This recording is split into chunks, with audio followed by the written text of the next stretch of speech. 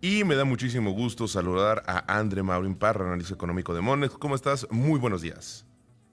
Hola Juan Carlos, muy buenos días. Gracias aquí otra vez hablando con ustedes. Y pues arrancando la Semana Santa, ¿no? Entonces, gracias por estarte despertando temprano con nosotros. Y pues, ¿qué es lo que podemos esperar luego de la decisión del Banco de México? Creo que vale mucho la pena que hagamos un análisis porque pues hubo un recorte de 25 puntos base en la tasa de referencia.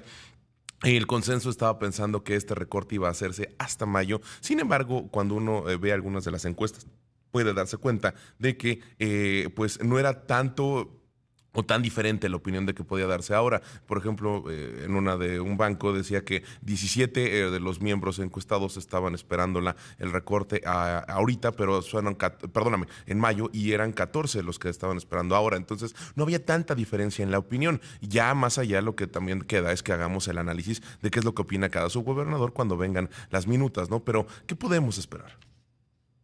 Pues sí, como bien mencionas Juan Carlos, Banxico sorprendió al consenso con el recorte de 25 puntos base, a pesar de que la inflación subyacente continúa por encima del objetivo, donde claramente no hay estabilidad en el rubro de los servicios y empezamos a ver nuevos retos por el lado de la no subyacente.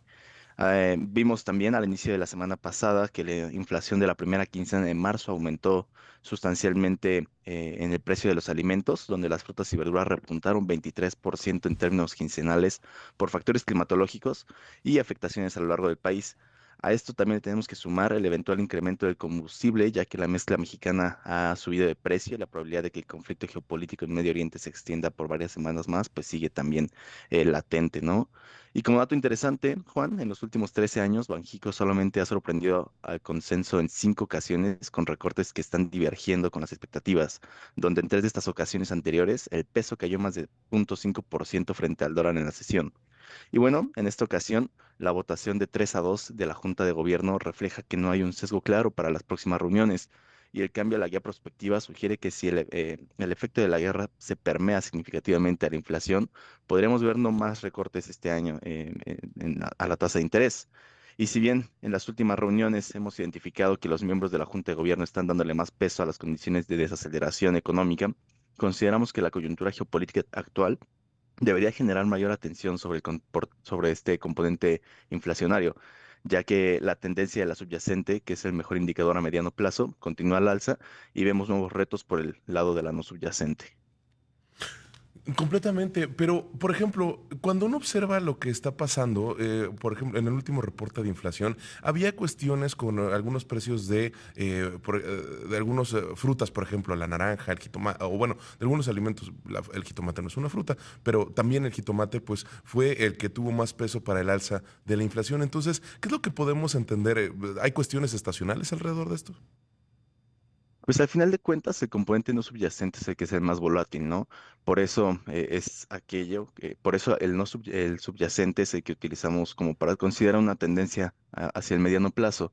Pero sí, justo como bien mencionas, creo que en 2024 fue claro el efecto de las sequías y después las lluvias fuertes en el país que terminaron por afectar este tema de los alimentos, sobre todo los agropecuarios. También la crisis del gusano barrenador pues ha estado afectando el lado de los pecuarios. Y entonces en esta ocasión, bueno, en 2025, como teníamos una base comparativa bastante alta respecto a 2024, pues también hubo lecturas mucho más bajas, ¿no? En esta ocasión, me parece que los factores climatológicos son los que más están jugando para modificar el precio de los alimentos y pues al considerar que el año pasado hubo una base de comparación pues relativamente menor, podríamos ver aumentos también por ese lado durante 2026.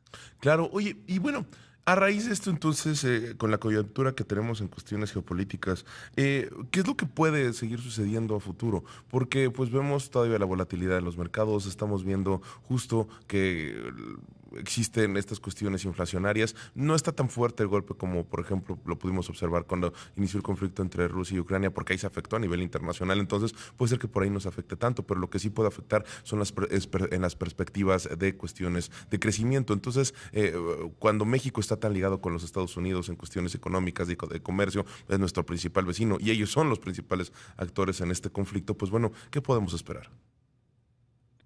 Bueno, pues sí, justo como bien mencionas, creo que dar esta expectativa sobre el cierre de la tasa de interés en 2026, ahorita puede estar un poco más ligado a apostar por una fecha para la conclusión de esta guerra en Medio Oriente, pero si igual analizamos el comunicado de prensa de Banxico y las minutas del 9 de abril, podríamos considerar que hay margen todavía para un recorte adicional en el segundo trimestre del año, con lo cual la tasa estaría cerrando en 6.5% en cuanto a estas expectativas.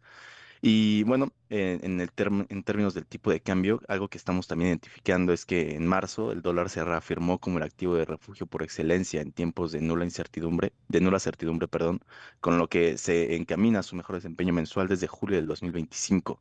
Esto también ha repercutido tanto en divisas de economías emergentes como desarrolladas. Y bueno, pues del lado de las emergentes, creo que vale la pena destacar que la sensibilidad de la economía de estas regiones ante el choque energético, pues es bastante alta, ya que la mayoría de los gobiernos asiáticos ya levantaron medidas de emergencia nacional y planes de contingencia para evitar un deterioro significativo en su economía.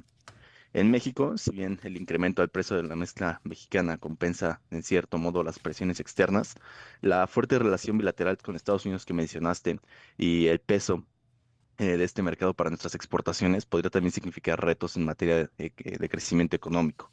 Y bueno, con esto, Juan, del lado externo, con el avance del dólar como el ámbito, como este posible deterioro al crecimiento económico interno, vemos que el peso ha sido presionado por ambos frentes, ¿no? El menor atractivo para estrategias de carry trade y una salida masiva en posiciones de activos con mayor exposición al riesgo.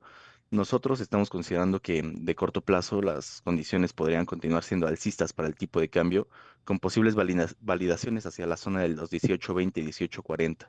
En el mediano plazo, el promedio de poco más de un año, en 18.50, pues podría confirmar este tema de una reversión hacia la media, que suele presentarse en diversos activos. Y bueno, por otro lado, creemos que solamente mayor certidumbre en el tema geopolítico e inflacionario podría traer estabilidad al peso.